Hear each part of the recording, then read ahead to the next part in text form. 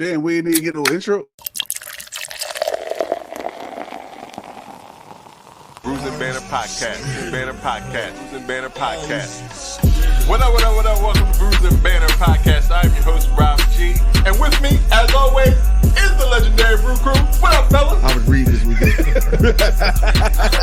Mama. Nah, it doesn't taste like dirt. My name is Lou Belgians, ladies and gentlemen. I'm wondering. Does Delaware have an actual culture? This is the podcast that we talk about beer, but we also talk about a lot of things that's happening in the world. Politics, movies, anything really that comes to our mind while we're here sampling these brews. Grab a drink and pull up a chair. Ooh, we love you, Brews and Venture Podcast. What up? Welcome to Bruising Banter Podcast, where the topic is the rockin' and the brew. Well, that be the fuel. I'm your host, Rob G, and with me, as always, the legendary Brew Crew. What's going on, fellas? How you guys doing? Long time no see. You know, I started doing a song, and I don't know what song it was. Okay, just FYI. Just boom, boom. I don't know where it's gonna go from there. I heard big horns, like maybe a band could play it later on. Or it was Don't Push Me to the like. Hey, I'll take it. You know what? I'll take it. That's what I heard when he started. You know that joint where they be like, name that song, you don't hear a little clip. You just, Rob, you got it. Shazam. You didn't get it. Well, you didn't know where you were going, so I got it. I think we both got it. I got it too. Yeah. He liked yours better, but we both got it. But I think the band can play that same song that he just sung. So Mm-hmm. That's true. You got it. This is a very special episode of Bruising Banter Podcast. So if it's your first time joining us, hey, welcome. Came to at the the right perfect time. At the perfect time. Mm-hmm. And for all returning bruisers, it's always the right time. It's always the right time. Yeah, you're always amongst family when you listen to the podcast. So we're just going to hop right into it because we do have some special guests. We got a couple special guests with us this afternoon, this morning, this evening. Whenever you watch it and rewatch it again, however many times. We have our special guest from Crafted for Action, so we're just going to bring them in. Let me give him a round of applause and the drum beat. Podcast overload. Welcome, ladies and gentlemen. Welcome. Yay. We got two returners and a first timer. Yeah. Not like Swirv though. Swirv like a veteran. Yeah. He always come. He like a quarterly. Yeah. He come every 75 episodes or so. That's right. Before we get into everything, we always like to know what everybody is drinking on, if they are drinking on something what they're drinking today. And we always start with our guest, and we are starting with our Crafted for Action crew. So we'll start with whoever wants to start. Jen, you want to start with your drinking on today? Yeah, I'm drinking an emergency drinking beer. It's a real crispy all-purpose lager brewed by Wild Heaven, who is our major sponsor for this year's Crafted for Action conference. So I'll try to drink local whenever I can. So cheers. Cheers. Yeah. Nice. What's the ABV on that thing? Yeah. Jen's on mute. I mean, Shanelle's on mute. No, I was asking Jen what the ABV was. Oh, it's low. It's probably like 4 something. 4. Oh yeah. Well, hey. Did you say what style it was? You said it real fast, Jen. 4.4. It's a crispy lager, just a basic lager. It's called emergency drinking beer, so it's like a real easy go-to, kind of just something that you have to grab something out the fridge. Mm-hmm. It goes well with just about anything. With, very good with like snacks like charcuterie, or you can have it with like pizza wings. It's like an all-purpose kind of filling the gap kind of beer. Yeah, my emergency drinking beer is like a stout that's like 10%. So dang. Well, I guess for a real emergency. Yeah, your emergency was stressful earlier. I thought it was just like if you looking for a beer, it's in the beer. Like it should always be around. This dude wants to die. Yeah. I guess emergency can mean different things to different people. Absolutely. There you go. What kind of emergency was it? What kind of emergency? Yeah. Hey, you this was a trauma drinking beer. I think it's a trauma drinking beer. I think his is trauma. His comes with a Uber ride on the side. That sounds like a good beer, trauma drinking beer and shit. There you go. All right, Shanelle, what are you drinking on? Okay, I'm drinking straight out of Munich, local as well, round trip. I don't know if you guys can see that. Mm-hmm. In a classic Atlanta beer boutique glass. If you know, you know. But so, cheers. That's the ABV on this. It's 5.3. It is a Helles lager. I like that. Nice. Mm-hmm. Cheers. All right. Swirv, how you want to be addressed? What are you drinking? We can't hear you. You're on we can't hear you. Your audio. Come a little closer. Audio's bad? There you go. There you go. Okay. I'm sipping on the High Lie. Coming out of Cigar City. It's a classic IPA. It's one of my favorites. Coming in at 7.5. Doesn't taste, got that, doesn't taste super hazy, which I hate. I'm not a fan of hazies. Just nice, crisp, clean IPA. You know what? I want to try that again. When we first started this podcast, I had that and I hated it. But but I drunk a lot of beer since, and I want to get back on it and see if I like it or if it changed. It's still an IPA though, so it's gonna be tough. But I do want to taste that again. Has anybody ever played the game? Nah. I know it's big in like South. It's a game big in like Spanish countries in South Florida. Yeah. No. Highlight. It's called Highlight. The actual game Highlight. No, I'm familiar with played it, but I've seen it. Yeah. Okay. Me too. Moved to Florida. Yeah. Before the beer was, I saw it play. This they got this real hard small ball, and they got these like cups, and they throw like a Captain Hook type crazy. Of thing. Yeah. It's crazy. You bet on it. It's like lacrosse type of thing. Is that almost like a lacrosse type of thing? But it's on their hand. But it's on their the basket thing is on their hand, so they almost one handed, like a glove. Interesting. So it's like almost like that toy game we used to play with. They had like that little yellow cuff thing. You know what I'm talking about? Oh, and you try to like. Oh yeah. Oh, with the wiffle ball. Wiffle ball. Yep. It's like that, mixed in with a little bit of wall ball. Remember when you used to throw the ball at the wall? Yeah. Little squash. Kind of all that. All of that mixed in one. Pretty much. All right. Thanks for bringing that back, Swirv.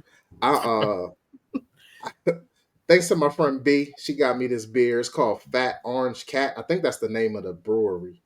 And the beer is called Walkabout Spicy Margarita. It's a sour ale with orange and lime and jalapenos. Y'all like to call them jalapenos. It's a 5.3 alcohol by volume. This is what it looks like. It's bright. Influencer thing and put your hand behind it. I don't know what all that crap. Yep. That is actually, that's working. Look at that. Help. Lord Jesus. That's why they do it. All right. Now you're a real influencer. Yeah, I'm doing my thing. I'm doing my thing out here. No, you did it. But this is what it looks like. It's orange. Oh, hold on. It's orange. See, it works. And it's hazy. You can't really see through it. There's no clarity to it. But it tastes real flavorful of the oranges. The jalapeno is prevalent on the back end, but it's not hot. It's not hot. It's just the hint of the heat. I like it. I'm always gonna pass me another on some sweet shit. So, all right, yes, it is. I feel you on that. So we last time we were all together. Well, the three of us was together on a podcast. We discussed me pulling shit out the back of the refrigerator. So I got another one. I don't even know how old this is, where it came from, but I did bring it back up because I know I'm not going to drink this shit. But so this is used, guys. Rob may be able to tell me how long I've had this. Maybe long time. Long time. Right. And then this one got to be the nerve to be a sour with this one got key lime puree, cream cheese. So that's how I know I'm not drinking all this. Oh, cream cheese, vanilla, and lactose. Look at the bottom. Do it got an expiration date on it? You know I look. It Look doesn't. before I open it. Nah, That's a long time. I think this might be almost 2 years ago, bro. You What might is this? not. Ouzo Finch? Yeah. Is that what that's called? Ouzo Finch? Yeah. Cheesecake something? Okay. And the beer blend. And I don't see any what's the ABV on this thing? I guess it don't matter now anyway, because it's probably higher or lower. You going to drink it? Yo. This one do you have to work tomorrow? First of all, I'll work from home. I'll be in the house. Do you have to log in though? You may not be able to. Yeah, I got to log in from the toilet. But I'll be here. So is that what's in your glass right there? Yeah. So calm down, Swirv. I'm not trying to show it really. But let's see. Ew. Okay. You're not trying to show it? Slowly. Put your hand behind it. Yeah. That shit look active as hell. I wouldn't drink that. I'm gonna tell you all how I take. Wait, it smells good. It smells good. That has other bacteria besides lactobacilli or whatever. Yeah. That's awful. To be fair, it wasn't great when I had it fresh. Oh man, you could have kept your mouth closed on that. You ain't had to say that. Ouzo Finch be damn. Do you have a backup beer? Yo, did it look like this when you had it? No, it didn't. That thing has. You know it's a sour though, so it's. I don't know. It looks spotty, like almost like a smoothie type. It looked like you have to stir it up again. Get a blend. Oh, get a frother.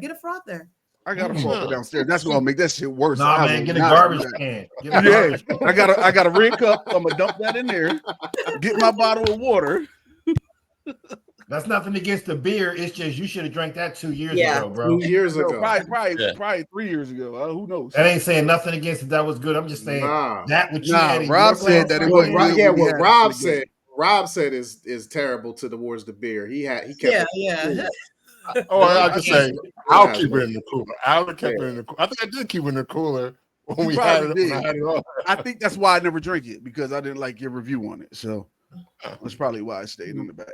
But I did grab something from Dewey Beer Co. local Delaware, and this is the Moonfish. This is an 8% alcohol by volume Indian Pale Ale, and so you got that right there. So this is really what I'm going to drink. I ain't drinking that shit. I just thought I'd try it.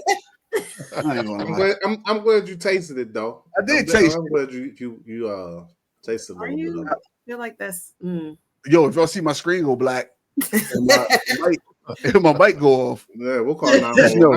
I got your address on my phone. I took a local trip. Somebody have a key to the house and help themselves in. Well, anyway, this is what the Moonfish looks like. Way better than the other joint. So yeah, this looks good. All right. And this one tastes good. This one's fresh. This is good. Shout out to Nice Fresh. and sweet. Shout out to Fresh. Hey, That's people, good. we're doing a study called The Back of the Fridge, but don't really drink the back of the fridge stuff. Nah, try that shit. Nope. Yeah, try it. Especially if it's a stout. I would try it if it's a stout, for real. You never know. Swirv, what you saying? Yeah, you on mute, Swirv. I'm on mute. I think my camera. Can you hear me now? Yeah. Mm-hmm. You got voice activation. No, I'm just saying you shouldn't drink that beer, bro. That's all I'm saying. Yeah, right. I agree with you, Swirv. Yo, Swirv really concerned. He's very concerned about this. Come on, man. That ain't cream cheese in it, bro. Come on, thinking, man. Oh, yeah, that's true. I felt like you should have exploded in your head. Yeah, I thought so. I thought it was going to be. Yeah, right. You can't freeze cream cheese and then like have it later. Oh, cuz. I don't know. I never froze. But you didn't freeze that can. It was kind of frozen when I got it. The bottom was frozen. I think that froze because it was in there a year and a half, and then it decided that's what to I'm freeze. saying. That's what I'm saying. It froze because the cream cheese got hard. Like that's part of the frozenness. Nah, but this Moonfish, I'll pass me another of these. All right. All right. Come on, Ouzo Finch. Yeah, I think I posted that. I'm pretty sure it wasn't that great when I had it. So I don't know. He tripled down. What you got, right? I got one of my favorite beers. No, absolutely not. I I got one of my favorite black lagers. It's from Soul Mega, the Rhythm and Beauty. There it is. Mm-hmm. I don't know if that works on here. I mean, yeah, kind of. You can see it. There you go. There it is. It's a black lager, like I said. There you go. Nice and dark. So it's a 6% ABV. So it's a pretty easy drinker. Shout out to Soul Mega. There it is again. I enjoy it. It's some maltiness, some roastiness to it because obviously with the black in color had to have some roasted malts or something in there. So I enjoy it always. I've had a few. So I'm gonna pass me another. Not today. I had a few today. I had a few. Over time. Over time. Yeah, not today. All right. Well, everyone has something good to drink now. So, like I said, we do have the team from Crafted for Action on here, and we want to give them another round of applause. Yay.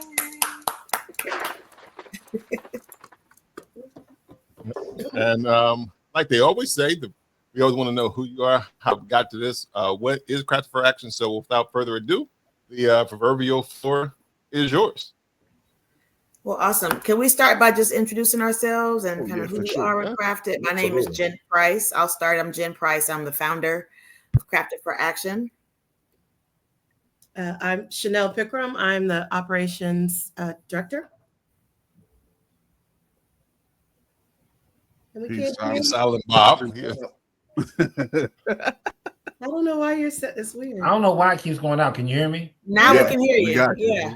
I'm not doing anything different. Kevin Swirv Irvin, strategy director, beer drinker. Cheers. And we are the team that makes up Crafted for Action. We we're an event management and curation company. We create experiences and opportunities for people to learn about craft beer, craft spirits, craft wine, craft beverage all together in a space that's welcoming and inclusive. And our major event is an annual conference, which is we're kicking off with this virtual conversation. But the conference isn't all that we do. We plan other sort of activations for different clients.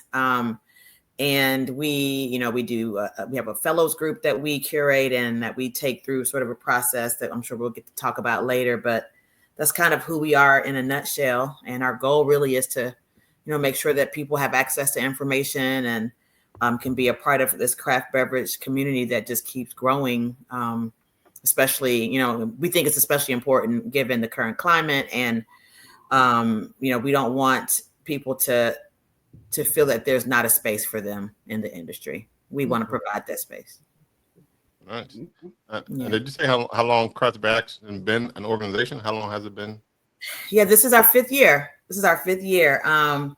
We started in 2021, really as a response to a couple of things that were happening. Shanelle mentioned Atlanta Beer Boutique earlier. I have a glass too. That was the retail space and beer bar that I was opening.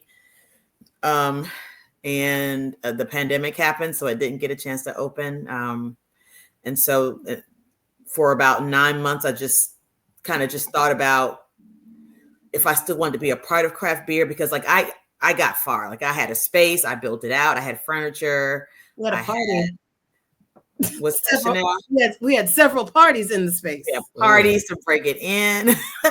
And it was, we were just waiting for the liquor licensing process to start, and the pandemic happened. Everything shut down, and it didn't make any sense to keep going with it for a lot of reasons that I won't go into now. But it took me a minute to really consider coming back to the industry and what format I would want to return in if I wasn't going to open a store or a beer bar. So Crafted for Action or a conference had always been on my vision board, something that I'd always wanted to do. Shanelle and I have been working together, with Atlanta Beer Boutique, hosting events and hosting tastings and pairings.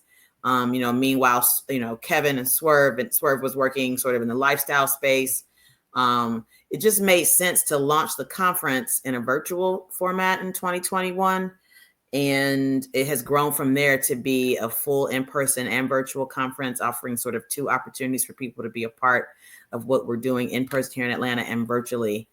So this is our 5th year really of being in the space. So man, shout out to 5 years. 5 years. Yeah, we think that's a serious milestone. Absolutely. Right. Congratulations.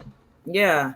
Wait, so Jim, when you was on here the first time, Crafted for Action was, damn, I don't even remember I just remember it being on here, but I don't remember how long ago it was. Yeah, I was trying to find the episode. I remember we talked about the spot you had, but it was about the store and my book. That's the last time I was on there. I wrote a book in 2017, and then in 2019 I put a lease on a space that I started building out, and then was starting my liquor licensing in March of 2020. And that was where it ended. Yeah. So yeah, last time we talked, it was probably 5 years ago, maybe 6 years ago. Yeah. Sheesh. That's crazy. I'm gonna find it. I'll get back on that. Yeah. So what is the overall purpose for Crafted for Action? Really to create opportunity, to open up this lane in beverage, which has been, women and people of color have been extremely underrepresented. We all know the stats around beer being, the percentage of breweries in America that are Black owned or even minority owned, period, altogether. It's about 80 out of 10,000. And then, it's crazy. And the stats aren't that much different for wine either. The ownership for women is about 13%. For people of color, it's about 3%. And spirits. Spirits, not much different either. Yeah, it's just there's a need, there's a gap, and the purpose is really to try to create programming and places for people that we can help fill that gap. Yeah, and I feel build community. I feel it's important that you build community. And when you build community, it makes it easier to lift, whatever you're working on. And I think that's something that we've done a great job of building a community here in Atlanta. And Crafted for Action is just a representation of that. It's just a creative representation of all that community that we built here in Atlanta. Yeah.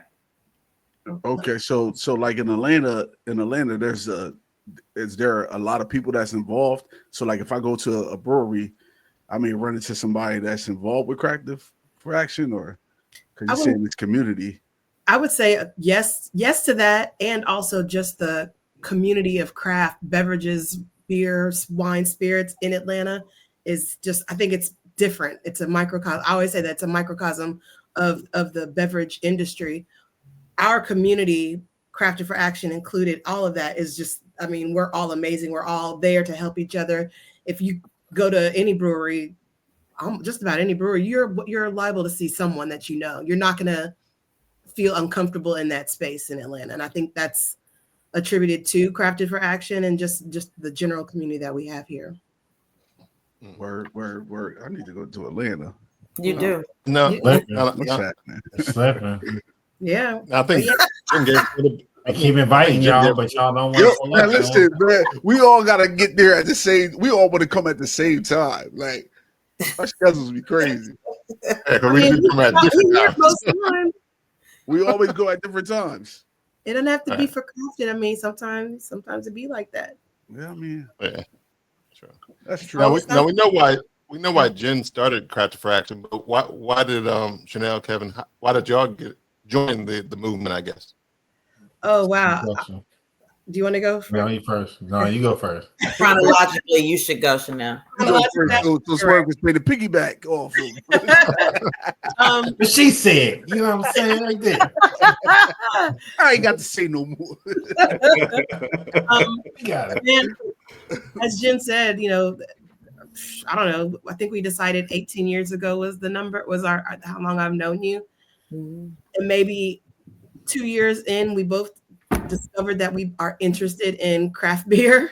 And we started doing festivals together, volunteering at festivals. And it would just be the two of us. 2 Black women, 2 Black people. Or we can count them on both of our hands or one hand. And I think we all have experienced that at some point. But as time went on, Jen was just kind of like, I want to do more. I want to do more. And I was like, well, I'm here. I'm ready to, let's jump in. Let's do whatever we're going to do. And that's where we started. She's launched with her book and doing events.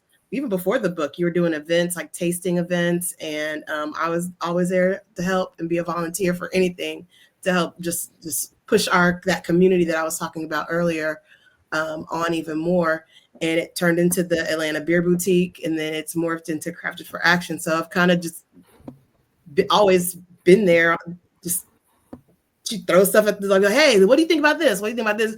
Every time when Crafted actually started, she's like, I think I want to do the conference now. I was like, well, that wasn't on the plan for another 5 years. She's like, well, shoot, the Beer Boutique is gone, so let's just go and do it. And I was like, all right, then what we gonna do? She's like, I don't know. And then a couple months later, she was like, okay, this is the first draft. And we just started talking and bouncing it back off. And it started, it was like 6 months, less than, I don't even know if it was that long. We started planning in January, and it was in May at that time. So yeah, about 5 months. About 5-6 months. And it was supposed to be around National Beer Day, I think it was, or Craft Beer Day. And then first week of May. Yeah. And then your birthday. So it was like the culmination of that. That's where it first started. And then we were like, we got to go in person. We can actually, wave at people now and, not have to wear masks and all that. They're like, do something. And we moved to Atlanta for the first time. Or in person. So I've been there for the whole time. Basically. And we always knew Swirv because he's a part of the local community. Always know. Yeah. I'll let him tell about how he bullied himself onto the team. Bully is a little aggressive. But also, we taking you, right? You part of the team. Yeah. So that was a good segue. So they had it at Atlanta. I'm the operations manager at Atlanta, and I saw that it was really well crafted. It was well put together, but I felt like she needed a team. She needed more people to help her get it to a point where it could scale. And that's what I mean. Outside of all the beer stuff, I work in corporate America. And I worked on consulting, doing that for many, many years. So I try to bring that into whatever I do in anything I do, which is, in beer. And I was really looking for, honestly, a team or something that I said, okay, I can actually take what I know here and put that into it full steam. And outside of Atlanta, I saw that with Crafted for Action. So the first year I said, hey, Jen, if you need any help, let me know. And she's like, yeah, okay, cool, I'll let you know. And I would just try to, slide in here because I was in Atlanta, so I could provide some help here, provide some help there. And then I just kept pushing it.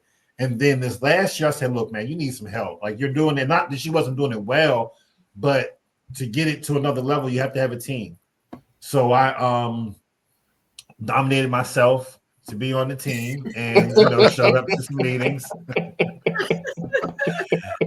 And I feel like I was unanimously voted in. So. That's a nice way to say I bullied. We would have conversations on the side. We're like, what you think? What you think? I don't know. Yeah. He be doing this. And like, yeah, you're right. We might need and then we're like, yeah. It made perfect sense. I don't try to be a part of anything I don't feel like I can bring worth to. If I can't bring worth and make it better, I don't want to be a part of it. And I felt like this was something I could bring worth to. I could help make it better than it was. It was a great model. It was a great foundation, which I think is key. And it was something that I felt like, okay, this can scale. I'm always looking at it's something repeatable, reliable, and scalable. Whatever it is, can you magnify it? Can you take it bigger? And she had that. Like, so now we were able to take that same model, scale it up, and move to a bigger location. So we're very excited about what we have going on this year. The word on the street, people are excited. They're really trying to figure out what they want to go to because there's so many different things going on. Yes. And I'm proud of our team for being able to, for the three of us that meet like a business, like we have an in-person meeting, we have virtual meetings, and we have a chatter thread that we have going on consistently, which, a lot of people may say that's a lot, but that's what it takes. I mean, that's what you would do with a business, and that's what it takes to have success. So with that being said, that's what I've when I was nominated to the team. That's what I was brought to it. I could see how you could think nominated and bullying are synonyms. And you know what? It's all about that. how I you see look that. at it, Luke. Yeah, You know what I'm saying? yeah. There's nothing wrong with some self-nomination. Yeah, You know what I mean? absolutely. There's That's true. That's true. self-nomination. If you You're right. self-nominated yourself and then self-voted yourself in, that could be Anybody considered. object? Nobody objects. I see how I could Nobody- interview myself. I interview man. myself. That's about accurate, I suppose. Yeah, and the feel fact like that I'm they haven't come together to kick you out, and they Right. enjoy That's true. the value that you bring. Sometimes you Yeah. do got to self-nominate, because how else would you get to where you are today? Hey, man. And what they say, ask for forgiveness, not permission. Yeah. Absolutely. There you go. Yeah. Yep. Shoot. What So they also say: shoot first, ask questions last. It was with love and respect. It was all with love and respect. Absolutely. Mhm. And that's how it was received. Yeah. That's how it was received. Like I am, I think with anybody who has like a vision or a project or something that they work on, it's been on it's still a craft beer conference is still on my vision board today. Like I can still point on it. It's over there in permanent chalk that I can't really, I have to paint over it so it stays up there. But it was real to me, and it meant a lot for me to put it out there. Like when you put something out there into the world, it is scary. It takes a lot to do that. And then when you do it, it's very hard to relinquish any kind of control of it, especially if you see that it is something that can be really good. And so it was a challenge for me, and it is a muscle that I work on all the time, delegation. But I will say that there goes my empty can. It takes also someone coming into the table who you can trust your vision with. And I found that I knew that in Shanelle because I've known her for a very long time. And then, so it was also, it was a challenge for me to say, okay, I'm going to let someone else in and trust, this person with a chunk of something that means a lot to me. And it has been the best decision I've made for the business, is having both of them on the team, because as Swirv said, like being scalability is the goal. Like it does no good if it stays as small as it was in the first couple of years. We need to be able to serve as many people as possible, help as many people as possible, support, uplift, contribute to as many people's lives in this beverage industry as possible, because it's a missing gap. It is a need. And like the amount of programming that really speaks to people of color and women in the beverage world, at least from beer, and that's where our foundation is. But we're seeing it's the same in other segments of beverage. The program is very slim. And so support is slim. Support is slim. Financial support is slim because people are afraid to touch it. Like people don't know how to treat alcohol sometimes. And we're in the South, so it has a different connotation sometimes and different attitude towards it. So we really are, I think, like breaking barriers, and but to be able to do that, you have to be able to do that with more people. And it wouldn't grow with just me. And with just me and Shanelle. So I'm thankful that we have somebody like Swirv on the team who thinks, very strategically and forward thinking. Yeah, I was going to say shout out to you, Jen, though, for having something that was presented that somebody else wanted to jump into because you did so well presenting it in the first place. Absolutely, man. That's crazy. Yeah, that's real. That's dope. Man. I think we've all been like we've gone and seen things and like, yo, man, that's actually really dope what they're doing right there. And a lot of times all you can do is appreciate that it's dope. This was something that I could actually get involved with. So I was like, man, I want to be a part of this. You know what I mean? I want to help grow this person's vision. Because Jen, I care about, Jen, she's family to me, So I wanted to help her grow her vision. And I just saw it was something, and it's something that was a missing gap and it's needed. Because if you think about like craft beer throughout like the US right here from we know it, we already have as people of, let's just say people of color and diversity, whatever that team is, because there's all type of people on that team. You know what I mean? It's not just black people on that team of what's going on to help power what it is. We already have the best beer festival 2 years running with Barrel and Flow in Pittsburgh. So that's something we can put our hat on. What we don't have is a conference. We don't have a conference that we can say it's our people, it's run, it's focused on that, but available for everyone. And I feel Crafted for Action is that. You know what I mean? I feel Atlanta is that place. because of what we have here. So it should be here. You know what I mean? So all of those things, when I saw it wasn't just what Jim was doing great. It was all of those nuanced pieces. And then my connection with Day, because I'm from Pittsburgh and that's my homie, you know what I mean? So we're able to get in and do work with him and build there. You know what I'm saying? Because again, it's all about building community. The relationship I have with y'all, if we didn't have all this community, we wouldn't be able to uplift and have what we're doing. And I think that's why, even though from an industry perspective, more breweries have closed and opened, as far as Black owned and minority owned breweries, we're growing at 19% within that. So we're still thriving. Right. And that's because of the community. That's because of the support. That's because we'll all go out to Sacramento, Lou, and hang out and support that. We'll all go to Pittsburgh and do it. You know what I mean? Y'all all will come to Atlanta. You heard me. I can say again. Y'all all will come to Atlanta at the separate time. Just you know what I'm saying? And kick it with us. But all that community is important to grow, and that's how we're able to thrive, because other people in the industry, they're not building that way. They're just focused on their own business and not understanding that you need that community and that support from everyone to help uplift what you're doing. And I saw that what Jim was doing, and I wanted to be a part of that. Yeah. Good. That's a good point of view too. That's a good point of view. Definitely. Now, as this is the kickoff of Crafted for Action conference for 2025, what can people expect for these next coming days? Like, what can we expect coming up? Yeah, so like I mentioned earlier, we have sort of two separate tracks of programming: an in-person conference and a conference virtually. If you're in Atlanta, you have, in addition to tons of very well curated panels about beer, about the industry, about wine. We have tastings throughout the day wrapped up into educational programming, but we also have some really, really good events. We have, happy hours. We have our annual beer dinner that's hosted by El Sharpton. We have a Juneteenth party, because Juneteenth is June 19th, and that's happening at Atlantucky, which is one of two Black-owned breweries in the state of Georgia. Swirv mentioned that earlier. We round out the next day on that Friday with our pitch competition with our fellows program. We have, music and beer. We have so many different events just peppered throughout the week.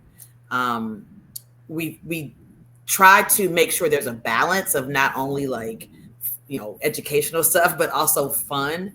We share a lot. It's always intentional. What's that? So we share a lot. Yeah, we do. We do. We have lots of shares because, Swirv mentioned community as being like one of our major pillars, craft community and culture. Those are our major pillars. So we have to try to make sure we wrap all of our programming around that. One of the things that's always sort of ends our week here in Atlanta is Sunday service, because we go from Wednesday to Sunday if you're here in Atlanta.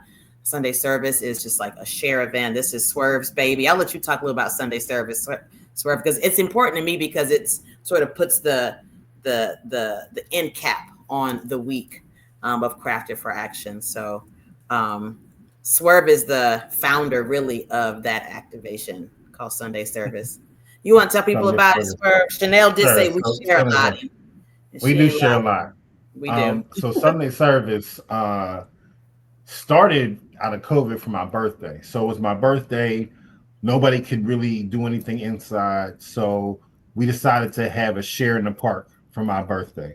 So it started out with just having a share. And then me and my homeboy, Maurice Garland, shout out to Maurice Garland, accomplished journalist, avid runner, and one of my, close homies.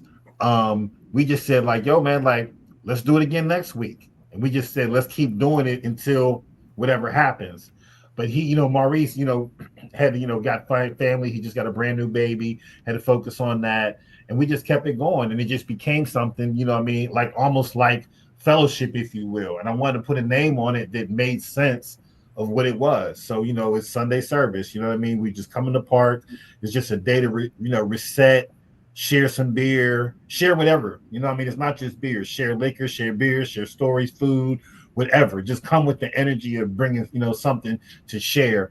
And we've been fortunate that we're what's this, the fourth year that we're going into.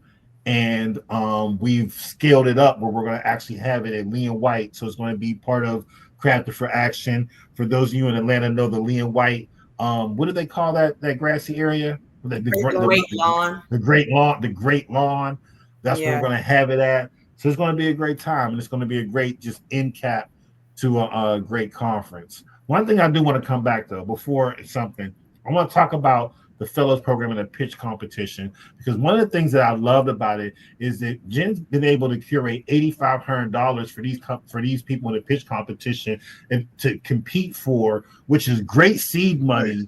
And it also, one of the things that I love about the fellows program is we're actually leading them up to that pitch competition, giving them different programming to help get them ready for that. So even if they don't get the 8,500, they're geared up to be able to do that in other instances they may not have thought about. And that's just, and I think that just says that what we're scaling and building, it's not just so much, hey, come drink some beer, listen to people talk. We're actually investing in people, in those new and upcomers in the industry, and giving them the skills to be able to be successful. So I think that is what I'm saying as far as scaling it. It's not just the front end things that you see. I mean, there's so many pieces that we're working with and building to try to make, to get a full understanding and full availability of the industry, whether that may be from a fellows program, whether you just want to just be a connoisseur like myself, or you may have not even thought about getting into it. And now here's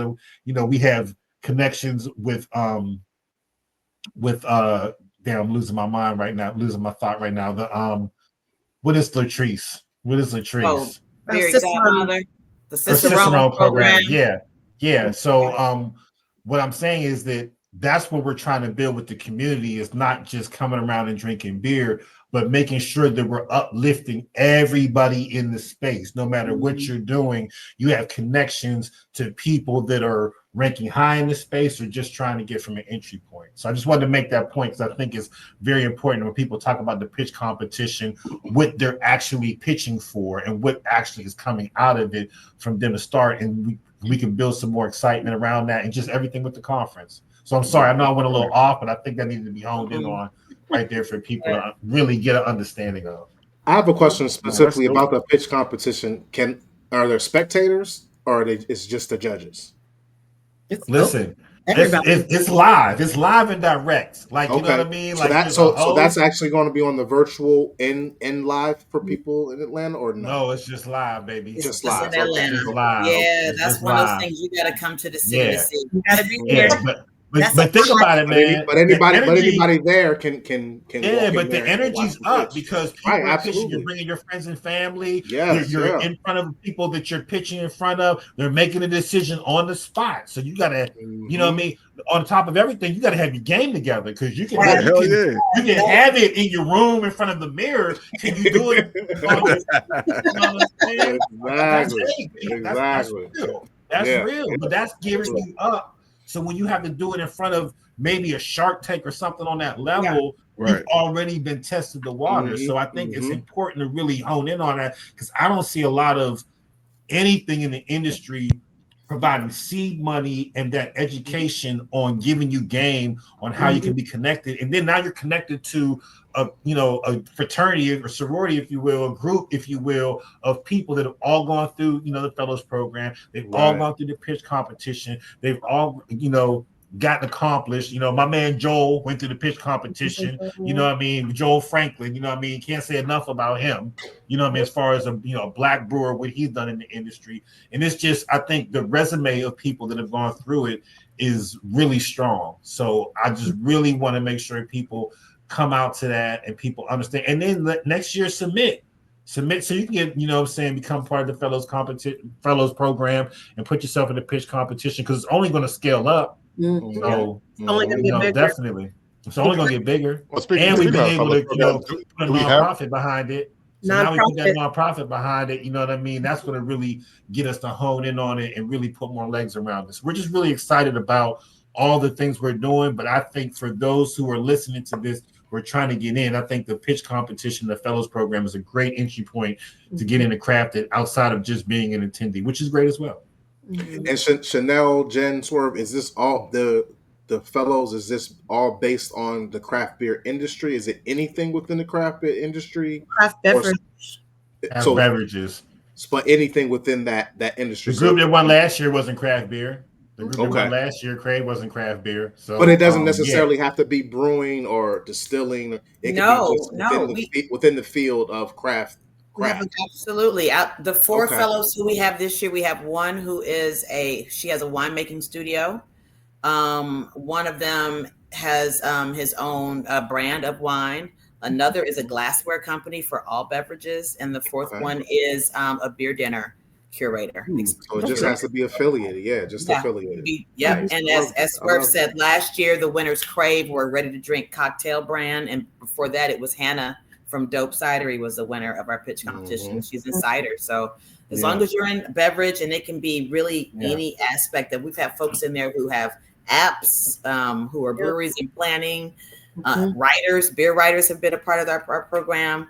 So as long as you're in the industry, some way, shape, or form, you're eligible to apply. With a business idea. Yeah. So anybody, that's good. Beer really podcast. Important to know. Beer podcast. Really important. It would be eligible to apply. Yeah. I was like, eligible. You are eligible.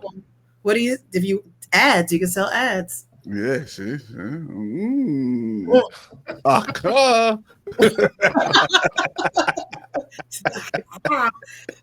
gosh, hilarious.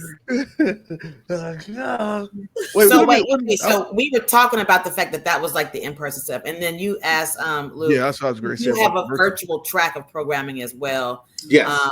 And that dives into beer and wine topics. Just the gamut of craft beverage as well. So that happens virtually on Thursday and Friday. Now I have a question because I've never really been a part of a virtual conference before. So say we're opening up the conference with this interview with you guys. Right. After it goes live, do you have access to the different programs that are virtual for a certain amount of time, or do you have access into how long do you have the access for? I guess that's it lives on YouTube. So the thing about our virtual conference is that we try to make some content accessible to people, whether or not they can come to Atlanta.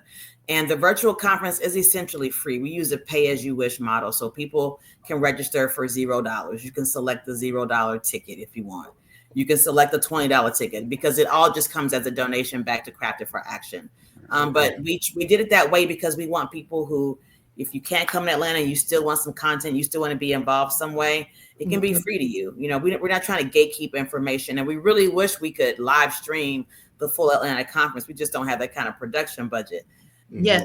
For the way that we like to do it, absolutely very crisp and clean, and you want to be able to hear and see everything. And so that may be something that we do in the future. But in the meantime, we do the virtual programming so that anybody can at least get their hands on some kind of really good content if you can't come to Atlanta. And it lives on our YouTube channel. It's free for anyone to access. Okay. Yep. And as far as it's not as much fun as coming in person, though. It's not. I will say that. I'm so sorry. There's no way to replicate it. Shanelle was mentioning earlier, just the vibe of Atlanta alone, like just being here with all these beautiful folks, all centered around beverages, you can't replicate it online. I mean, if you are in Atlanta, you can, and you can't come to the during the day things. You can come hang out with us. We have a little party pack, so you can come to all the share. You can come to Brews and Beats. You can come to. It's just all the kicking. All the you can. If you just want to come kick in and drink, we got a ticket for you. You want to come get some education, we got a ticket for you. You want to come to a nice dinner, we got a ticket for you. Yeah. Take me through from the time I get to Atlanta Wednesday morning or Tuesday night, all the way until the Sunday service, and I leave on Monday morning. How Monday morning? Yeah, I love that. So you get in Tuesday night. I'm picking you up from the airport. No, so we get. So if we come from out of town, we get Swirv concierge. Yeah, right. No, man, at a cost. At a cost. Damn, listen. Is that on the hey, side? Hey, that's an extra? That's a la carte part of the ticket. It's on the website. Yeah, I like this. right there. For 2026, we're gonna have the Swirv a la carte. Yeah, A I'll take literal a la Wednesday. carte. I'll take Wednesday. I'm gonna pass the agenda to do Thursday, and we'll just keep going like that. Sounds good. So Wednesday, you're coming into the share. You know what I'm saying? The initial opening share. One of the things I love about the opening share is just like a reunion. You know, everybody's coming. You're seeing everybody for the first time. People are coming for many, many years. People in the city hanging out. So it's just a great time to just fellowship. And what we try to do is we make sure that we at least separate the beer so you know what you're drinking from. You know where your stouts are. You know where your IPAs are, because it can get a little crowded in a share sometimes. Yeah. So we come from there. We have a great share, a great time. And then from there, we go into our Thursday programming. I'll pass it over to Jen. All right. Yep. Thursday is when we officially kick off in person. There is an official welcome by our team as well as some local elected officials. And then we roll into sort of our opening session, which is with the National Black Brewers Association, to talk about the state of Black beer in America. And then from there, we just break out into the panels. We have a full track of panels for beer, as well as a full track of panels for wine. And that goes throughout the day until about 5 o'clock. And that's when we get to have our first happy hour. We're going to do that happy hour with Wild Heaven at Wild Heaven, which is where most of our beer programming is taking place. That's our sponsor. And we're going to do a Kolsch service with them, which is a classic way of serving Kolsch beers as done in Europe. And we're doing that because we are brewing or have brewed a beer with our partner that we'll be releasing on that night. So folks can have a taste at that from about 5 o'clock till 7. 7 to 9 is our annual Atlanta History Beer Dinner, which is hosted by El Sharpton. We do that in conjunction with New Belgium as our major sponsor, along with Chef Deborah Van Treese, who is a James Beard nominated chef down here in Atlanta. We infuse each course, and it's 4 courses of beer paired with food, also with history. And so we have a local historian who comes and gives very thought-provoking and emotion-evoking stories about community and history in Atlanta and how it relates back to food and beverage. And she's just a fantastic storyteller. So that feeds your belly and your soul. And then that night, tonight, June 19th is Juneteenth. So that party is at Atlantucky Brewing. And that's going to go until it's time to go home, basically. So that's Thursday. And then we wake up on Friday and do it again. I'll talk about Friday, and Shanelle, I'm gonna toss it to you to talk about Saturday. What time we gotta wake up on Friday? Because it's partying hey, it's a marathon. It's a marathon. Starting at 10. We have breakfast for you every day. I got a question. Can we back up to Thursday and talk about y'all's beer? Is the beer only on tap, or is it available only to purchase in can? God damn it. I think we're gonna have cans too. We'll have cans too. We'll talk to you about it offline. Yeah, all right. We could talk about it. We could talk about it online. Put some cans away from me. What is there to talk about? Why not talk about that offline? I ain't going to talk about what you talking about. Talk about it. What is there to talk about? Talk about it. I got you, Lou. You know I got you, bro. You know I got you. Cheers. Jen China. She said it's only on tap. Like, is it though? You almost sound like you didn't want to share. Right. That's what I'm trying to say. I'm trying to get that out of you, Jen. What's going on? Thank you. Yeah. Swerve got you. But yeah, I digress. I digress. Okay. We wake up early Thursday morning, Friday morning, and eat Friday morning. Friday morning breakfast at 9 o'clock, and then we start again at 10 o'clock with sessions. Mm-hmm. Beer and wine all day. We have all kinds of fun demos throughout the day. There's a walk with the Beltline on that day. Are you taking? No, this is just Friday. I'm still just on Friday. This is just the second day. This is what we're saying. It is a marathon. Like, you got to really pace yourself. You really do. So we have winemaking on that day. We have a art and culture walk on the Beltline, as well as a bike tour if you want to do bikes and do a flight at the end with Allagash, sponsored by Allagash.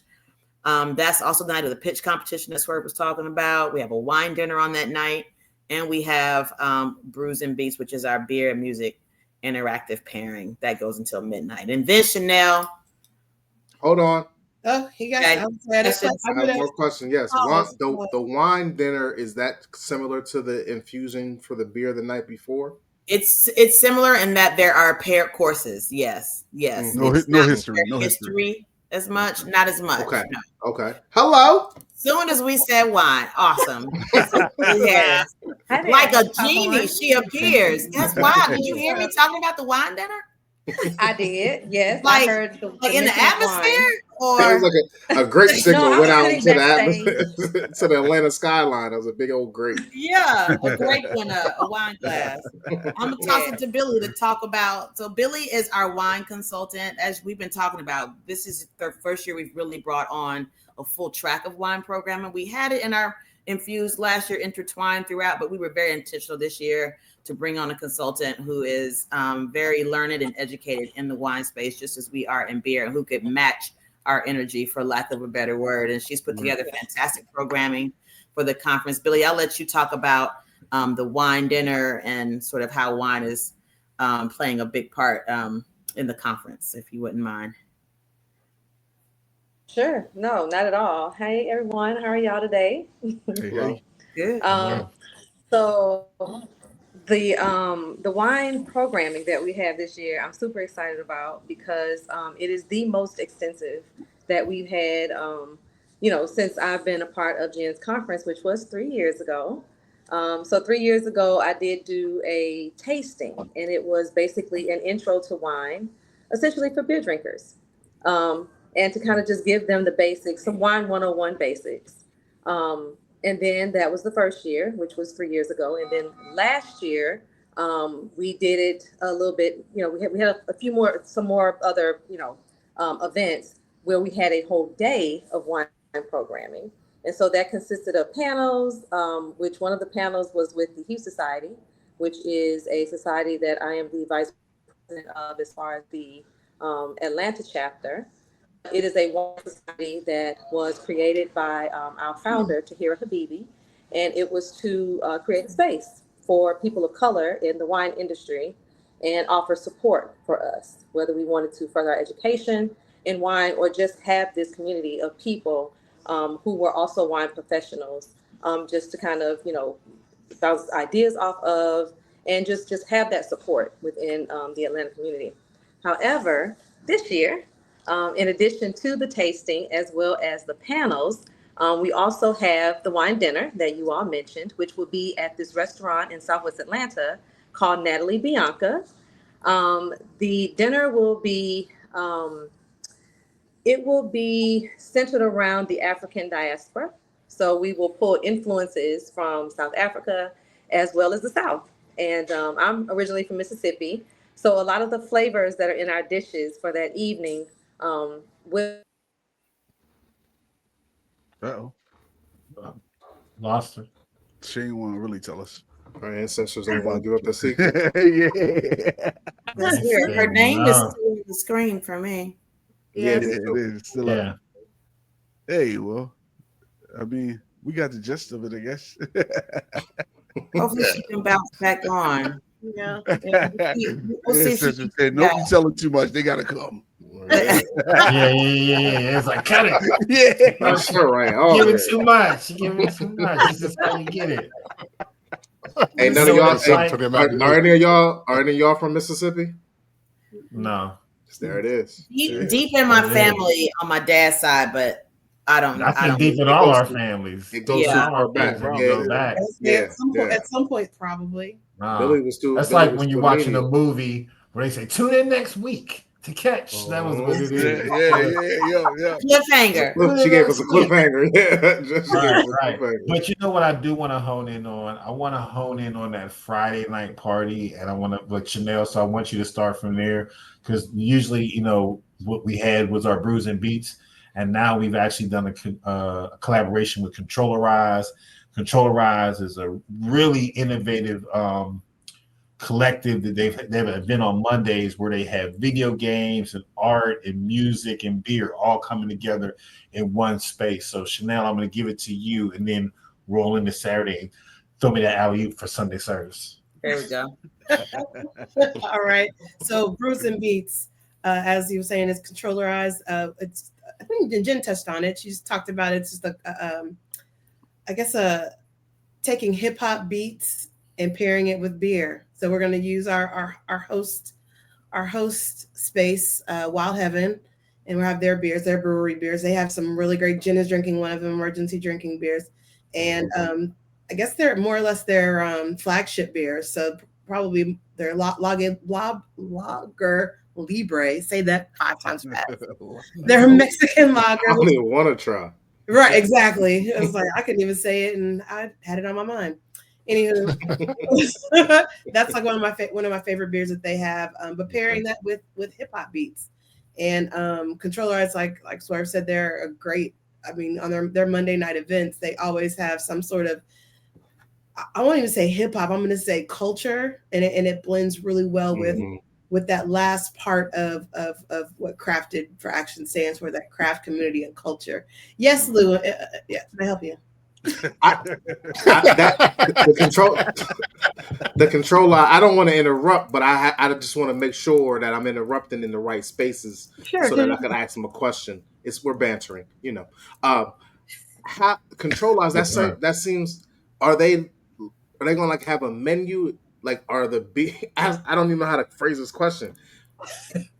They're going to take the beers and make a playlist based off the beers from the brewery that's hosting the party. Yeah. So look at it from this perspective.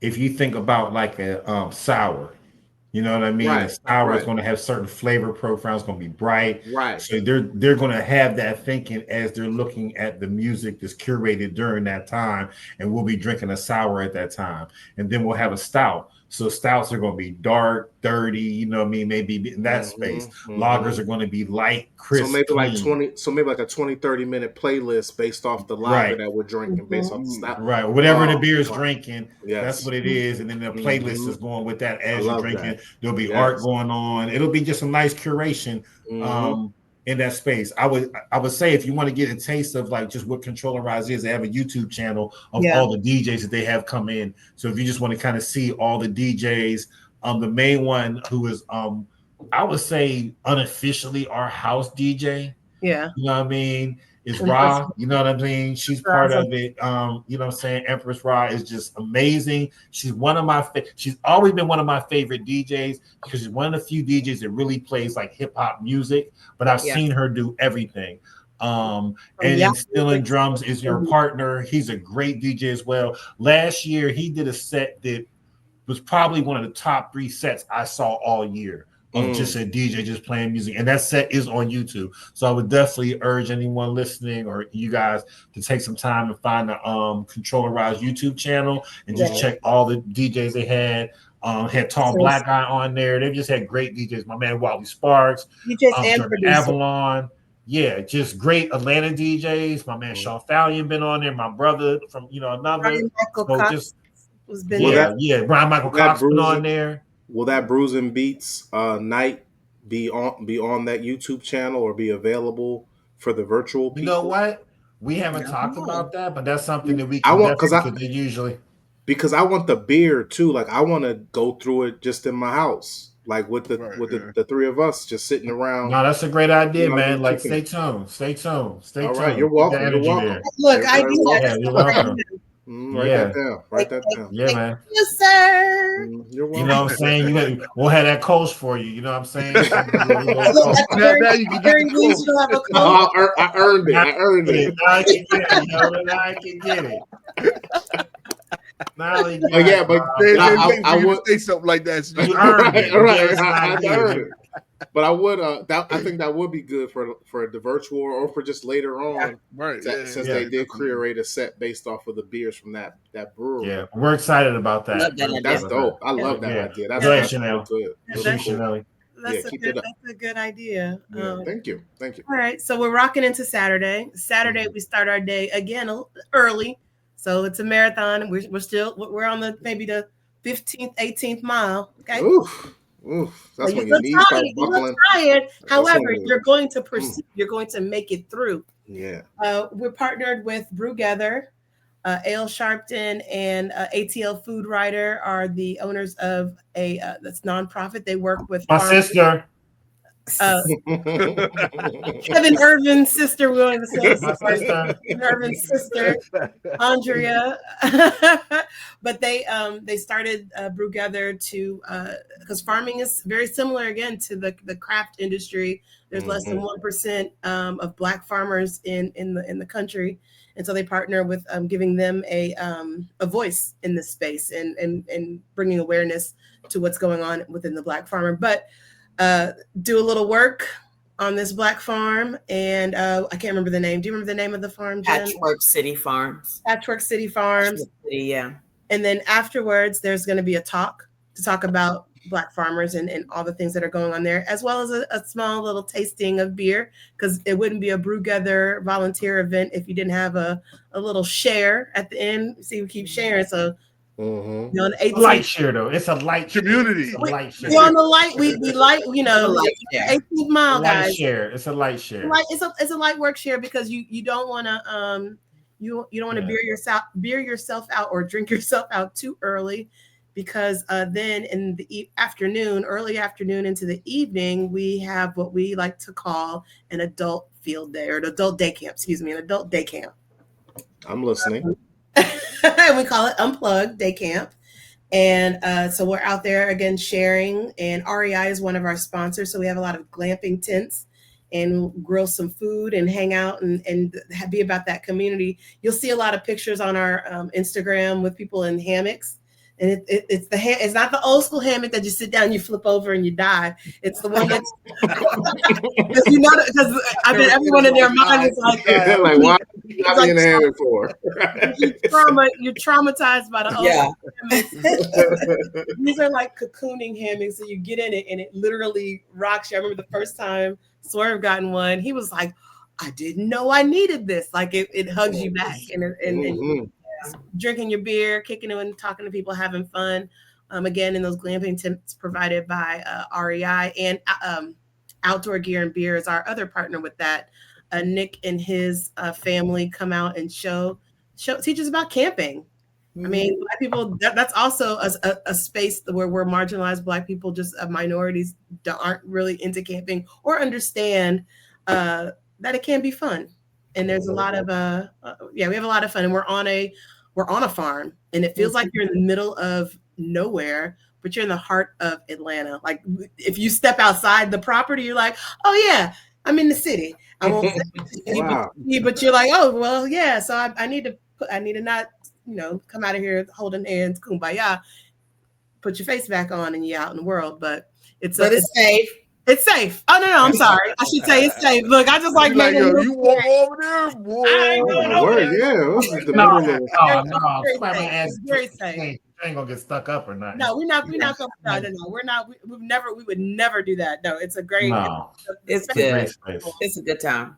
It's a great time. And then, if you want, you can find something to do, but there's nothing after that. Guys, we're tired. I mean, we're on mile 21 because we're gonna running into Sunday, and I'll pass. Right. There we go. But I do want to just bring something back. Because I think it's important to hone in on with what Brewgether is doing, of really making a space for Black farmers. With my brother-in-law El Sharpton and my baby sister. ATL Food Writer have put together, I think is important. They've done a great job of curating city farmers. I didn't even know that existed. You know what I mean? I'm always thinking, when I think of farmer, like you better be out somewhere far with acres and acres, not knowing right in the city there's actual farmers that are thriving. And they do a great job of highlighting that, just doing different events throughout the year on getting people to help with some of those community farms and community gardens. So shout out to them on that piece as well. But back to Sunday service. So this Sunday service is going to be on the Great Lawn. It's going to be a great time. We're actually going to have some curated share spaces there. So we're going to have some people that are going to curate some of these shares with different styles of beer. And this is going to be the great end cap to it. So that's where you can really kick back. You made it through the marathon. You got through all the different shares. You made it to the end. Now you can just come with your chair, put your feet up, and just sit back and relax and just enjoy the view. You know what I mean? So I think that right there, we've given you a great marathon of different entry points you can get in. If you just want to kick it, we got that for you. If you want to get into a different space, not a lot of people get into camping. We're giving you an actual access to that. The people that say, you know what, I would never even think about camping. This is a place where I can get in and kind of experience if I want to get into that space. So that's just a great experience we're giving you at a nominal fee. So if you haven't got your ticket, you know what I mean, you go ahead and jump on it. I think the people that will be seeing this, though, you probably missed out. So go and get your day tickets by the time you're seeing this. So go ahead and grab you a day ticket.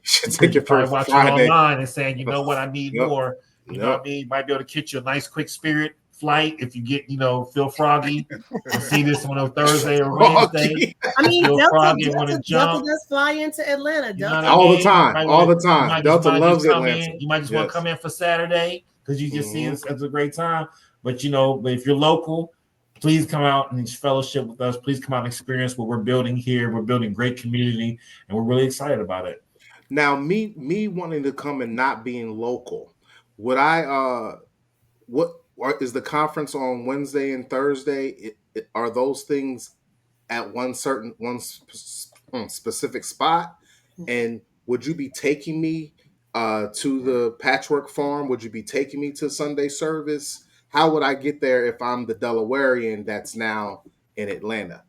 That's a good question. The majority of our programming happens at Wild Heaven. So the opening party, I'm looking up there at my calendar, everything until about 5:00 on that day happens. And it's like that for Thursday and Friday.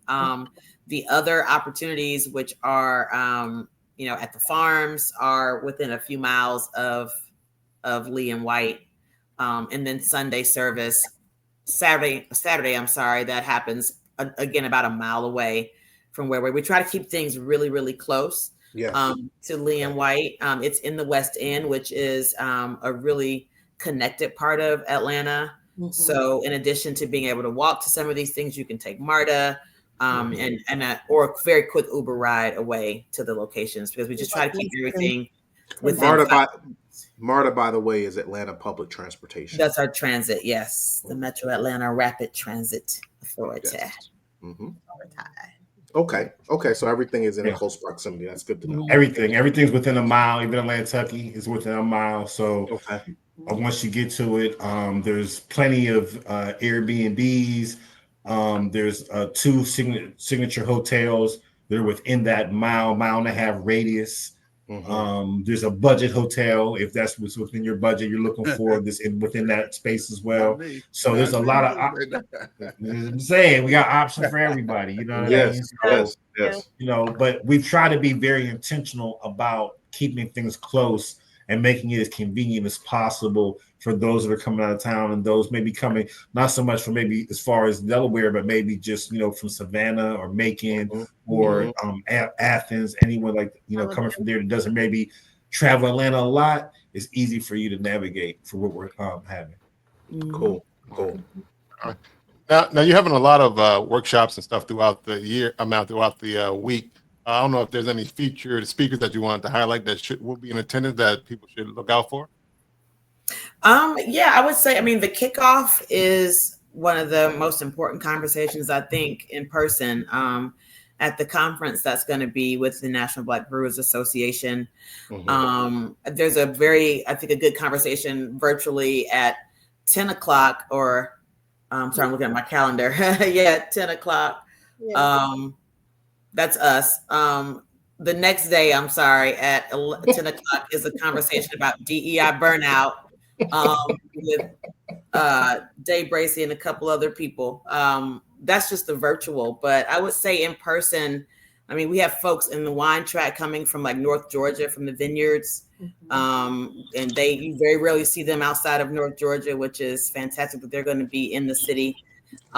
We have people from all over the U.S. coming, folks from in the cider world coming down from Heirloom Cidery in North Carolina, Blind Bear Cottage Brewery, their cider maker will be in town to talk. It's just, we have people outside of craft beer, which I think is kind of outside of our norm. And that's sort of the thing that we wanted to talk, make sure people knew is that the conference has really grown outside of just being just beer, you know, that we're broadening the conversations to include people from the broader wine industry. Billy, welcome back. Yeah, I'm glad you made it back because Billy has curated. I was just talking about the wine makers up north who it's so rare that they're like leaving their vineyards to come to talk. Yes.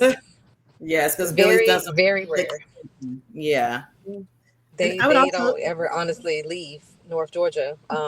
Atlanta is, for whatever the reason, I don't know why, but it's just not a place where they like to frequent very often. Most of them live up in the area where they work. So they just really don't venture into the city very often. So I have one of them, this will be their second time coming to the city for something that I've done. From Accent Cellars, his name is Tyler Barnes. He's the head winemaker there. But the other two, Chris and Colin, Chris is actually the winemaker at Cavender, and Colin is the winemaker at Monteluce. The two of them, they have never made a debut in Atlanta anywhere at all, ever. So very excited to have them to come down and talk about North Georgia wine. However, they are decorated. They are veterans in the wine industry as far as wine making. And one, I think it was Chris. He's gone to UC Davis. So he has actually made wine with many reputable and notable California winemakers before coming to Georgia. Tyler, the winemaker that he works with at Accent, is from Australia, actually. So they are very diverse and not just limited to North Georgia. They do have background history as well as, you know, other winemaking regions, but very excited about that.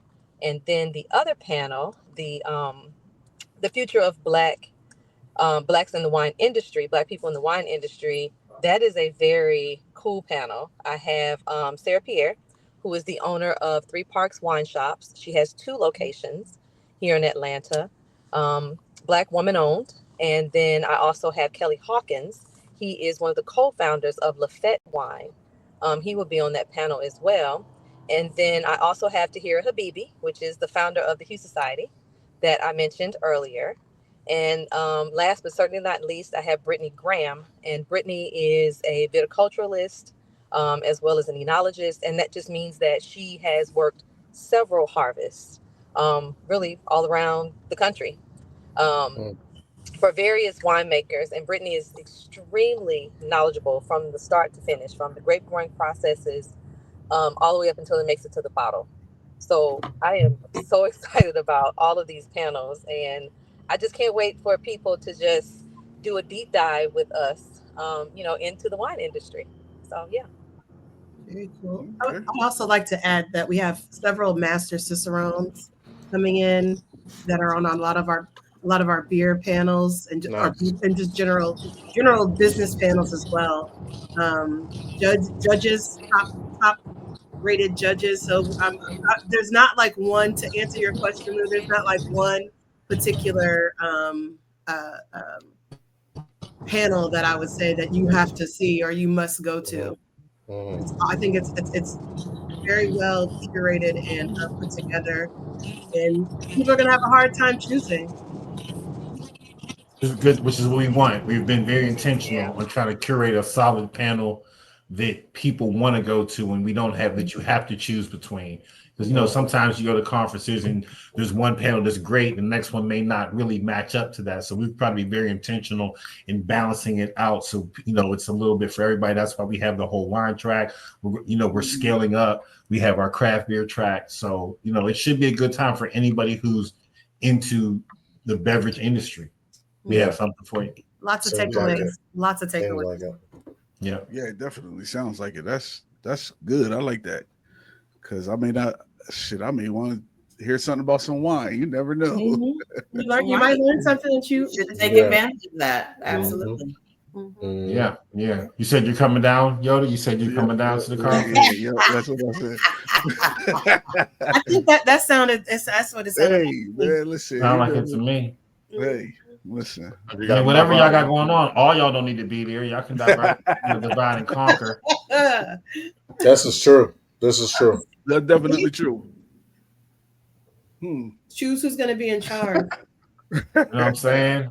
We need y'all presence here, man. It don't feel right if we ain't got some presence here. Right? Who are you pointing at? You. Oh, I'll take that. I thought I was ducking. I'll go. Yeah, give me that. Well, Jen, we'll talk after this. Swerve, we'll talk after this. Okay. We'll talk after this. Billy, I just met you, so we'll talk. When I get back. You talk at the conference. It's funny. It does sound like. It definitely sounds like. Me too. It definitely sounds like a good time, and especially because we're educational. Opening up. We're opening up the virtual portion. We should. Yeah, right. That's true. Show as much of our faces as we can. Yeah. As I don't show my face right now. That's true, but it does sound like a good time. It sounds educational. Sounds fun. Like everything that a conference should be. Yeah, I'm proud and happy for you guys. For sure. Me too. Thank you. That's great. Yeah, thank you. We're excited. By the way, hold on one second. February the 23rd of 2021 was episode 109. That was the first episode that drought season came on. Swirv, shout out. December 14th, 2021 was episode 146. Jen, that was you. Okay. And a year later was episode 154, February 22nd, 2022, drought season part 2. So yeah. and then this one, June of 2025. Wow. There you go. Thanks for always, being willing to tell our stories. Y'all all have a great story. Y'all, the fresh, man. The community in Georgia and Atlanta is so good. Like we have to let the world know where to go to get black craft beer. That's why I keep saying all of us want to be there. Like it won't feel like we can do it if all three of us ain't there. That's on y'all to figure out, man. We want all y'all here, man. But on some real though, man, I want to give y'all flowers of being just a great voice in the space, because when we started with Beers Black History, nobody knew who we were. We were new in the industry. We were just hitting people up cold and just going along every podcast we could find. And y'all brought us on. Y'all had great conversation with us, man, supported what we're doing. And y'all continue to do that. Y'all show up for people. So I think I just want to give y'all flowers, man, on the great job that y'all done on just really being a great voice and a platform for people like us to, tell about what we're doing. So thank you. You know what I'm saying? Kudos to y'all with that, for sure. Yeah. Thank you. I'll take that. Now, I know as we kick off, we always, especially in this environment, you always want to thank some of your sponsors, I guess. I know you mentioned one sponsor, but what are the other sponsors that you have for this conference? Okay. Time. A lot. So Wild Heaven is our main sponsor, meaning they are our venue sponsor. They've given us run of the house for our conference, awesome. Which means so much because it means that we can actually put our beer programming and beer, exactly. So much beer that they're giving us. So they're our official venue sponsor. For gold level, we have Abstracts as one of our sponsors, as well as the National Black Brewers Association. Our silver level sponsors are Reformation Brewery, Pronghorn, Atlantucky Brewing, New Belgium Brewing, REI Co-op, Sycamore Consulting, and Monday Night Garage. Friends of Crafted for Action are Red's Beer Garden, Bitch Beer Podcast, False Bottom Girls, Diverse Powered Brands, Wildly Brewed, Under the Ginfluence, El Tesoro, Final Gravity Magazine, Ollie, Lifting Lucy, the National Honey Board, Allagash, Boston Beer Co., Hop City, Boxcar Snooze, and the Hughes Society. And our community partners are Atlanta Beltline, Outdoor Gear and Beer, Lee and White, Cicerone Certification Program, Bouch and Bingham, Atlanta Golf and Social, and the Georgia Craft Brewers Guild, in addition to so many countless individual sponsors who've supported us through our different campaigns, fundraisers that we've hosted since the beginning of the year. So we wouldn't be here without all those fantastic supporters. So thanks again. Yeah, cheers to all of them. Thank you guys. Appreciate you. That's a lot. That's a lot. Yeah, we're proud. We're proud of that. That's love right there. Yeah. Jeez. So let me get one. So as we wrap up this kickoff, we want to thank you for all attending today. I hope you stick around. But if people who are listening, and like I think Swirv has said, can they still get a ticket or register? Like, how can they do all that as well? Yep, on site at any of the event venues. Go to craftedforaction.com for more information. But yeah, you can still register on site. You can get a day pass or just an event by event pass. Yeah, I think by the time you're seeing this, you have to get a day pass. So, you won't have to jump on, which is well worth it. Which will be well worth it. You know what I mean? I think it'd be a great experience if you're watching the virtual and you enjoy it so much, you say, you know what, I'm close enough, I'm gonna pull up. Yeah. You know what I mean? Right. That's available for you. You know what I'm saying? So, or if you're somebody that, or if you like Thursday took you out, go ahead and get you some virtual on Friday because you know what I'm saying? You better get that virtual from your hotel room. Right. Come back on Saturday. Come back on Saturday. You know what I'm saying? Like there was a they ran too fast. It was a dude last year.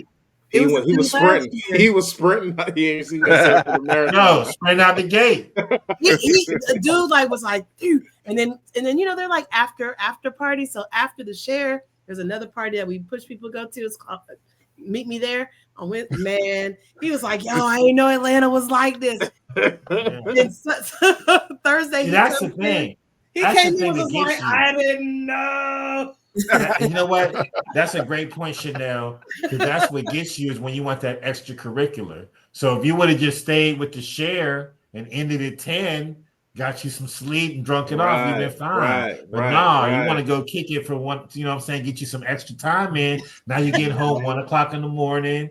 You got to get up early. You're not really from here, knowing where to get. You're going to start stumbling out the blocks a little bit. You know what I'm saying? Then after Juneteenth, you know something going to be going on Thursday afterwards. Another opportunity to stumble out the block. You know what I'm saying? Then Friday, you know what I'm saying? There's a lot. Yeah, there's what I'm saying, wings and things. You know what I'm saying? Some of the best, you know what I'm saying? Whenever your things are. I don't know what your things are. Right. It could be a variety. It could be a variety of things. But whatever your things are, they got wings with it. Yeah, because they're gonna have wings with it. What I'm saying. All wings may not be. It may not be chicken. The wings that they talk about may not be. He was trying to be like kind of low key. No, he said low. Whatever your wings and whatever things. He said whatever your things are. Let's let it be. Whatever your wings are. Whatever your wings are, man. Whatever your wings are. It could be vegan. Could be some vegan. It could be Red. It could be Red Bull. Red Bull give you wings. Whatever. Whatever your wings and things are. Whatever your wings and things are. Those wings to take you out. Yeah, exactly. Thank you. All right. That's real. That's real. So basically, if you're gonna come for the whole conference, pace yourself. But if you can't, there's always the virtual there for those people that need to stay a day in the hotel room, or you can a la carte your conference. Yeah, absolutely. A la carte your conference. I love how I like that part the best. That I could pick and choose what parts of the conferences that I can make and that I can go to. Look, and we've been intentional with that. That's why we got the party pack, because you keep it a buck. Some people, and it's not to say that you just want to party, but if you do, no hate, no judgment. But you may just not get off working time where you can attend all that stuff. So the only thing you can attend are the things in the evening, So we got you. You may be somebody who you can't get until Saturday. You might not be able to get on Wednesday. We got you. So we just want to give this. Now, I think Jen said it. Even real talk, though, you might not be interested. You might not be interested in the educational part. Yeah, but I have a question for those who are into the education that may not be able to make it during the day if they live in the Atlanta area because they do have to work and can't take off of work. Would you ever be interested in having any of the educational things in the after hours times for those people, or do you not see that as something that the people want? It's a good point. I think it drinking by then, bro. We were drinking by then. I know that, but at the same time, some of those people that want that Cicerone or want their CBS. It's a very good point. They have to legit work and may because not be they able work to in make the it. industry, Right? yeah, But they may be able to come out at 7 or 9 or 8 o'clock, and they may want to drink and have a good time, but still get some education or some history or some of the things that are offered on the daytime. Check out the virtual stuff. Maybe virtuals for you and I'm or about you to, know, I'm about Swirv. I'm about to self-nominate. Swirv about to some of self-nominate. I done came up with 3 to 4 good ideas today, baby.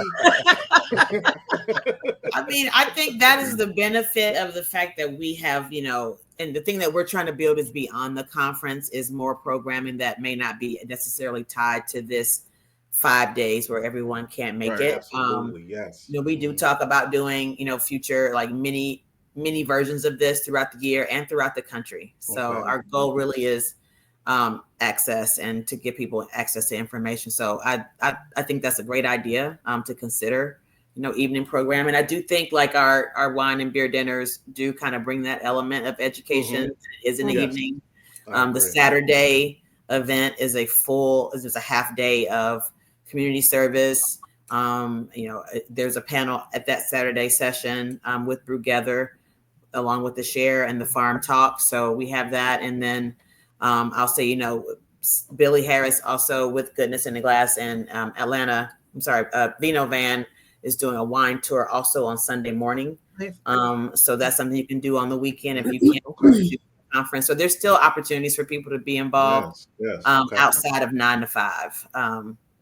We try to build it all in, you know, as best we can. I feel like we missed it is a traditional conference model though. And so our goal is that people, you know, and people's bosses do see that Crafted for Action is something that they can give their staff the day off for to come to, or maybe there's a way they can share hours or just figure out a way for their staff in the beverage industry to be able to take off and come that day. We hope that they find it that valuable for them to be able to do. That's our goal. And, people do it for CBC and it's in the middle of the week. Well, and shameless plug, I'm gonna put a shameless plug. This team that you see here is also doing the conference portion of Barrel and Flow. So you know what I mean? So if you can't get down here and you're up in Pittsburgh and you want to get a taste of what we do here, that's available for you as well in August. So, you know, definitely stay tapped in with us, because to what Jen said before, even though Jen has created Crafted for Action, we have scaled up, I guess you will, as a team. And now we're providing that services for, you know, Barrel and Flow and any other conference or team that wants to have you, you know, you want some shine on your conference and want somebody to take that burden off of you. We got it, you know what I mean? We're the team for it. You know, you can reach out to us on all social media and all, you know, platforms. We're available. So it's like 3 black beer conferences and y'all got your hands in it, 2 of them. A little bit. Yeah. Cheers. And y'all was at the third one. I seen all of y'all at the third one. Yeah. I mean, you know, that's the next Infinity Stone. Hey, listen, I knew what you was saying. I was just trying not to say it. That's the next Infinity Stone. Go ahead, man. Congratulations. In Turkey. But look, even if, like I said, that's a great point, Lou. Even if we're not involved on the back end, we definitely want to support on the front end, because it all matters. It comes back to that community. Absolutely. You got to build that community, and not just where you're from, that national community. There's only 80 breweries. All of us can be tied in to help support that and know what those are. So even if, you know, we're in an area, we can all, you know, focus and uplift that. So I think, you know, that's what we're trying to build. That's why we got our hands in all these things of supporting it, because we're really trying to uplift the community from every level that we can. Cheers to that. And you mentioned holiday. So how can people tap in to where Crafted for Action is on these social medias, and how can they find you on social media? Crafted for Action everywhere. And craftedforaction.com online. All right. We also follow Drought Season. That's part of the family as well. We got great stuff coming up as well. So you already know. Stay tapped in with us. Our first employee is actually Shanelle. Chanelle's actually on the Drought Season team as well. Hey, so, you know what I mean? Drought Season got employees. We do. We're stepping up. So congratulations. All our increased programming that you're seeing is all because of, you know, our first employee, first initiate, Shanelle Pickraum. Initiate, really? Oh man, you got jumped in, girl. I don't know if I remember that. Oh, I'm just joking. But she's been a great addition to the. She's been a great addition to the team. Yeah. And shout out to the Craft Brewers Guild as well. You know, I'm representing them as well. All the great stuff we're doing here for Georgia beer, trying to get these laws changed, trying to just uplift the space. That's all my shameless plugs. You're in the Craft Brewers Guild for Georgia specifically, or for the nation? No, for Georgia. I'm on the board of directors for Georgia. Oh, that's what's up. Yeah, congrats. Look at you, bro. Thank you. Yep. Mm-hmm. And don't forget. So, is there anything else people need to know? All right. Billy. So Billy's Billy has a few aliases. I'll let her jump in on there. I was gonna say, yeah, I have quite a few now.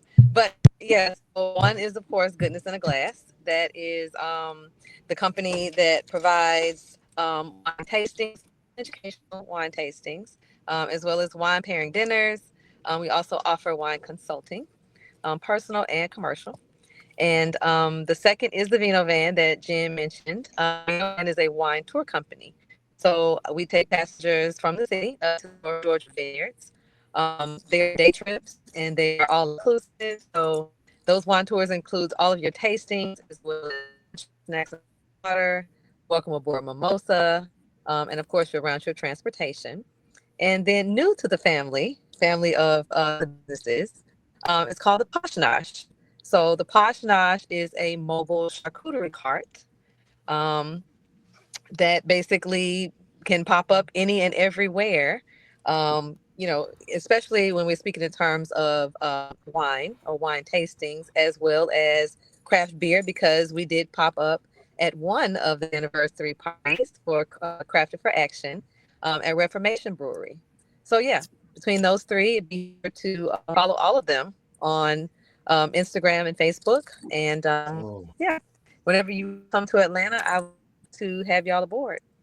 Yeah, I need Posh Nosh to deliver. I need that. right. I was just thinking about my. Yeah. I was just thinking about. Can I DoorDash Posh Nosh? I can use that right now. You know what? Instacart it. That will absolutely be an option eventually. Yes, absolutely. Yeah, there you Posh go. Nosh will be on DoorDash and and Uber Eats. So that's something to stay tuned for. Nice. It might be a minute to get it to Delaware though, bro. So I mean, right. I don't know about there. Swirv always talk about scaling, so we'll be scaling. Yeah, you have to. By the time you get that Posh Nosh, you'll be drinking one of these old beers with it. Yeah. Mix it from back of the fridge. Yeah, the back of the fridge with that Posh Nosh. Nailing Posh Nosh with back of the fridge beer. That's a stomach burden. All right. Stomach burden? Yes, it's a stomach burden. Yes. Burden on your All right. Well, we want to thank Jen Price, Shanelle Pickraum, Billy Harris, and Kevin Swirv, Irvin, for coming on the podcast Crafted for Action. Thank you, ladies. Thank you, gentlemen. Appreciate it. Yes, thank you. Y'all doing great things, man. Keep it up. Thank you. Thank you so much. We hope everyone have a wonderful Crafted for Action 2025, and good luck this week. Yes. Have a good time. Have a good time, everyone. For sure.